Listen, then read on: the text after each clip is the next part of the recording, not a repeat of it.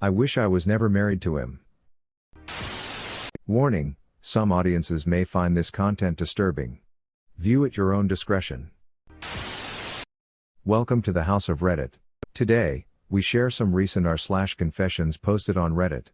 I wish I was never married to him. The more I stay married to my husband, the more I detest his very being. He ruined my life. Offers nothing in a marriage.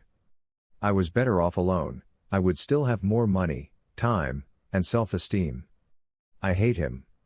I want to divorce him but can't right now. I can't ever. I hate him more for it. He's a parasite, sucks the life off of people. He's mean to our kids. And they are afraid of him. I can't sleep next to him because he's a slimy lying snake. I want to verbally blast him from the rooftops. I hate him so much. Not only has he destroyed my self-esteem, he disturbs our kids' self-esteem, and his tax evading scheme is bullshit, preventing all of us from a future because we hold his dead weight wherever we go. Because of him, my kids will never know what it's like to have a house unless I divorce him. He gives me bad credit. My credit is good, but without a divorce no bank will touch my application for a home. If it wasn't for me, he wouldn't have anything. He was a burnout, fall down drunk when we met, had no future. Like a stupid girl, I tried to save him.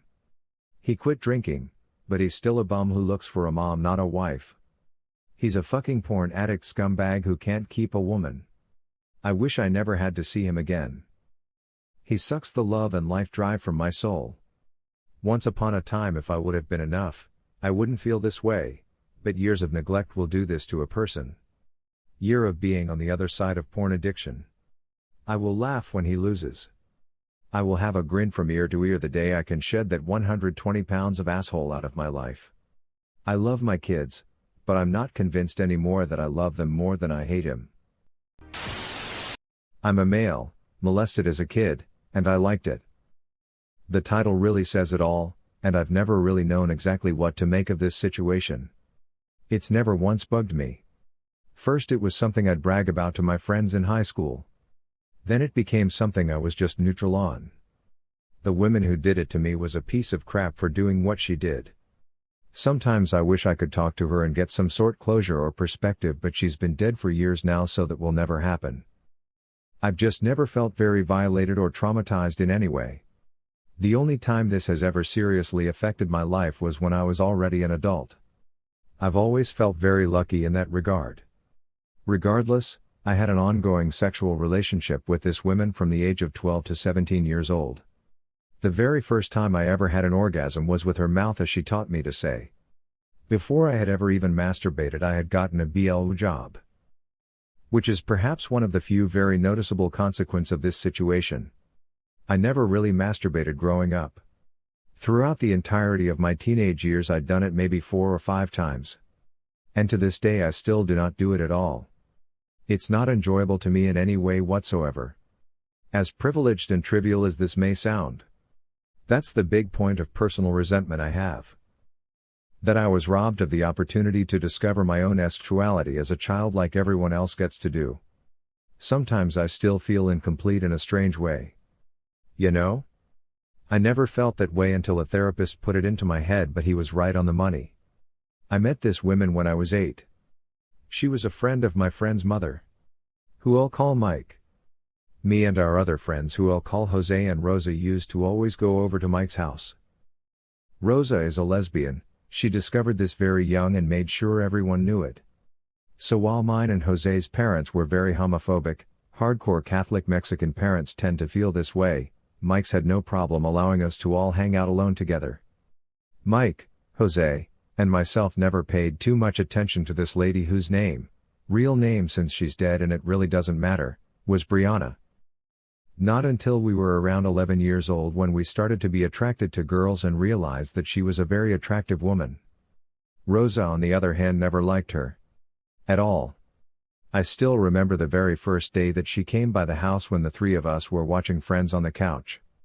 Mike's mom introduced us and she chatted for a few minutes. The second they left the room, Rosa turned to us and said that she didn't like the feeling she got from that lady. We ignored her but had no idea how right she was.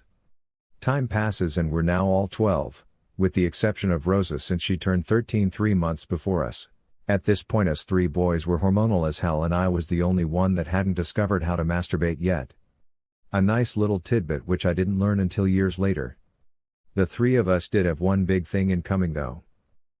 We were all infatuated with Brianna. Much to Rosa's disgust.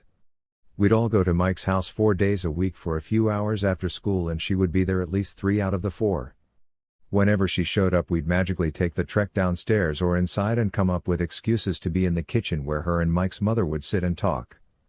More than once she'd ask why Rosa seemed so irritated with us. Jose would say how he was in love and Mike insisted that she was really hot but it didn't affect him that much since he was having sex with a much hotter girl from a different school. You know, kid talk. What I didn't know is that a lot was about to change. I had gotten in big trouble after school for getting into a fight which I definitely didn't need to get into for all of the wrong reasons, and my parents were pissed as hell at me. They told me to go home immediately but of course I didn't since they wouldn't be home until 10 or 11 that night and I knew my brother would cover for me and say I made it home early. So to Mike's house it was. When it was time to go home I pretended like I had a ride, when in actuality I was planning on making the 45-minute walk back to my house just to avoid the reality of what was waiting for me later that night. It was getting dark already and this wasn't the best part of town so I was being very stupid.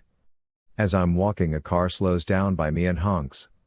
I look to my left and who is it? Yup. It's Brianna. She asks me what the hell I'm doing and tells me to get my ass in the car, which of course I do because sitting right there was the woman who had sparked my sexual awakening and I figured that at least I could brag to the boys that I got some alone time with her. She asks me for directions and starts driving. The entire time she's just telling me how much of an idiot I was and that I could have gotten robbed, kidnapped, or worse.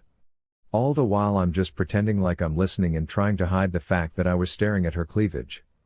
I thought I was being really slick but being a 12-year-old boy, I wasn't. I realized this when she snapped in my face and said hello? Are you listening to what I'm saying or staring at my boobs? To which I get red as a balloon and start stuttering about how she had something on her shirt. Right here is when I should have noticed something was off. But I was young. She tells me okay, and pulls off into a little field that was next to us. I ask her what she's doing and she says that she doesn't want to worry about other cars hitting her when she pulls over. Seems legit to a 12-year-old. But I passed through that road many times as an adult and it's one of the widest residential roads you can find. She takes off her seatbelt, turns towards me, and asks me to get it off of her shirt. I'm already in trouble for the fight and I'm about to get in trouble for being a little pervert. My parents are going to be even more pissed off. I awkwardly brush at her shirt, stammering and pretending I got something off while thinking about how I'd never be allowed to leave the house again. To which she just smiles and says that she knew there was nothing there, then pulls it down along with her bra and asks me if I like what I see, and told me I could play with them if I liked. What followed is what shamefully could have only been described at that point as the best night of my life. Which is something I had to come to terms with in my early 20s. She pulled down my pants and gave me my first ever blowjob and orgasm, then my second ever blowjob and orgasm. After that she asked me if I liked it. I told her yes, but that wasn't satisfying enough an answer for her. She asked me again multiple times and wasn't satisfied until I told her it was really good in a way that made me a little uncomfortable. But hey, it's true. She must just want to know for sure. Because she was a fucking creep and wanted that affirmation. She then gave me a kiss and asked if I wanted to do it again in the future. And of course as a horny preteen who just discovered some type of sex the answer was hell yes. She said that if I ever wanted to do it again I could never tell anyone. And I listened. We continued on this way for a little bit. Twice a week. Once a week I'd tell my parents I had a ride and pretend to be picked up, then a few minutes later she'd pull up next to me in the car and we'd go to our fun field as she called it. Then for the other day of the week she'd just offer me a ride home and we'd do the same. Soon after that she just started taking me to her house where we'd do it on her bed. That was when she stated masturbating in front of me. Then on the week of my 13th birthday she kept hyping of the presents she got for us kids. She got Mike, Jose, and Rosa new things for their bikes and a makeup kit. And she took my virginity. For the next 4 years we'd have sex regularly. It was right around this time that I realized what we were doing was wrong and not okay. But she conditioned me into the whole forbidden fruit is sweeter mindset. It wasn't until I finally caved and told Rosa everything during our senior year of high school that she finally broke through to me, and I threatened to go to the cops if she ever tried to speak to me again. At this point she went to Brianna's house and smashed her bedroom window in with a rock, and that was that. It wasn't until I was 20 and randomly ran into her at a Walmart that I realized this had affected me in some way. Because at that point I had kind of forced it out of my mind. I was there with my then girlfriend when we turned a corner and there she was. I didn't really know what to do, and she introduced herself as an old family friend. The whole time we were talking and I was trying not to freak out, she kept giving me these little self-satisfied looks. Then while walking away she gave herself an almost imperceptible little pat on the ass and turned the corner. I got the message. Later on that night, after dropping my girlfriend off at home, I knocked at her door and threw her onto the couch, where he had sex again, this time both as adults. We did this 3 times over the next couple of weeks until I broke down into tears and left, never to see her again. A month later she had swallowed a bullet and I had broken up with my ex and was in therapy. What's always made me feel wrong in some way is that being molested as a child in and of itself has never really bothered me. I've never felt very violated or like I had some form of post-traumatic stress. Because I mean, hey, I was a horny little boy and she was hot. I wanted it. What I've never been able to get past is the fact that she had such a hold over my mind for all those years. To the point where I didn't see her for 3 years, and one 5-minute exchange is all it took for me to betray my loving girlfriend and run back into her arms. She felt guilty for what she did to me and killed herself. But part of me wishes I could have been the one to kill her myself. I have 2 kids now. Twins, 1 boy and 1 girl. If anyone ever did something like that to them, they'd be dead within the week. It's funny how the brain justifies things just as long as you're the one doing them. I lied about sleeping with someone to all of my friends at a party after drinking tequila. It all started when I worked for a service provider as an installation tech. I did a service install for a girl that I had a thing for and would also frequent parties that my friends would throw. She always had a boyfriend and was unattainable. In a small window of happenstance, her and I spoke while I was setting up her equipment about how she had separated from her companion of many years and was single. They had split before for short stints, but it never lasted very long. I tried my very best to work up the courage to slide in and offer my company instead, but being that this was the only time we had spoken alone at length and I was in a position of expected professionalism, I admitted defeat and pursed my proposal. A couple weeks went by and I attended a party of my friends, as we did many times. Shots flowed, beers were bonged, and the usual chaos ensued. Out came the Monty Alban and the night was off in a different collision course altogether. I don't remember how the subject of the installation came up. I also don't know why I made up sleeping with this person, not at all caring at the time that once they spoke to her, the fantasy would be over and I would become a complete asshat. By the time I regained my ability to reason, it was the next day and I was at home far away from the situation. I felt like an idiot. My friends never mentioned it though, and I did not bring it up to come clean. Perhaps they were too drunk to recall, or maybe they did ask about the encounter and just ignored it. Whatever the case, we are all busy being adults now and see almost nothing of each other. I still regret not telling them that I was full of shit, but life goes on. I hate my abuser. How dare I become one? I'll start by saying I was a victim of sexual abuse myself as a kid, around 10. To say it fucked me up is playing it down. She was my babysitter, and I looked up to her. I thought what she did was normal. It was only a few years ago in my 20s that I told my parents about it. I believed that if she never hurt me, I would have never hurt my sister. Still, I hurt my sister, euphemism for my own sanity, when I was around that age. She was 6.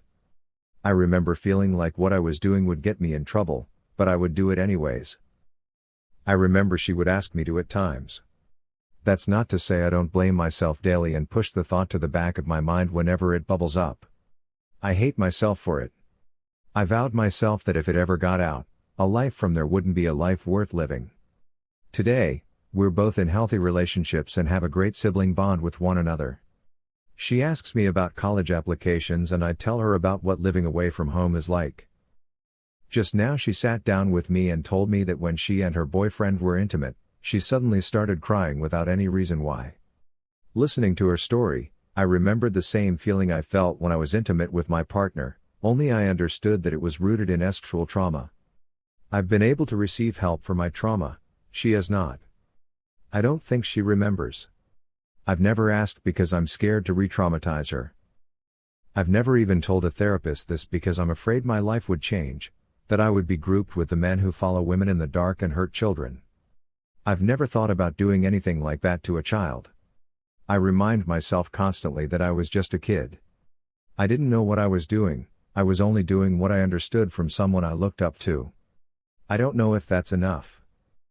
I was content with taking this secret to my grave at first, with the presumption that my sister had no recollection of it. But now with this shred of evidence that what I did might be hurting her even today, I don't know how I can live with myself. I have a wonderful partner. We've been together for years. We see a future together. Do I tell them?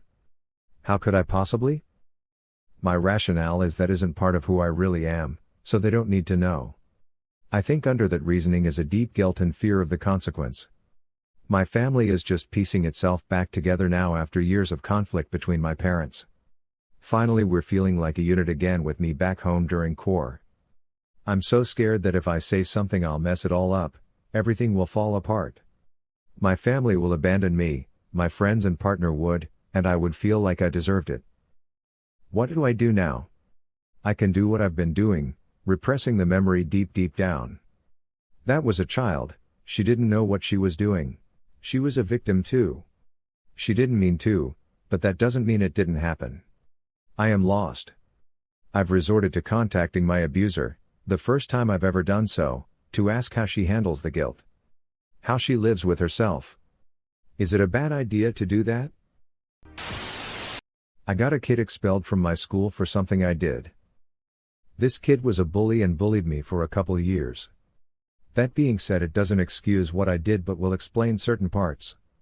I was in 5th grade and was putting people's running shoes in the toilets and leaving them there for the kids to find. I would ask to go to the bathroom during the class time and then go into people's lockers in the bathroom/changing room and put the shoes in the toilet. After half the class had their shoes ruined, there was a whole class meeting with the teacher and the teacher said that whoever was doing it would be expelled when they found out who it was. I then put my own shoes in the toilet the next day and started to lead the investigation. I started to tell people all the reasons why this one kid would do it. Such as that he wasn't very well liked and that this was his way of getting back at people and that we all knew he wasn't very nice, a bully, and they all believed me. One kid then said that he saw this bully going into the bathroom right before some shoes were discovered ruined and from that everyone turned on him.